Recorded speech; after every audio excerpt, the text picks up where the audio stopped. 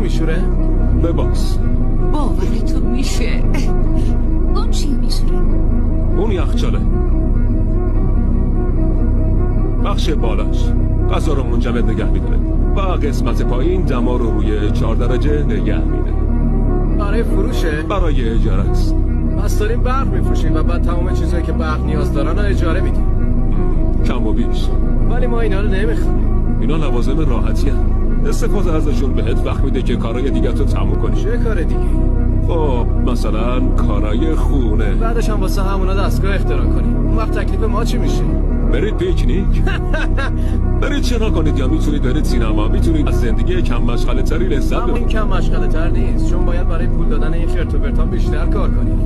ما چطور گرفت؟ این آینده است. نه مسئله اینجاست که اگه اینا رو بخریم دیگه واسه خودمون کار نمیکنیم، برای شما کار میکنیم.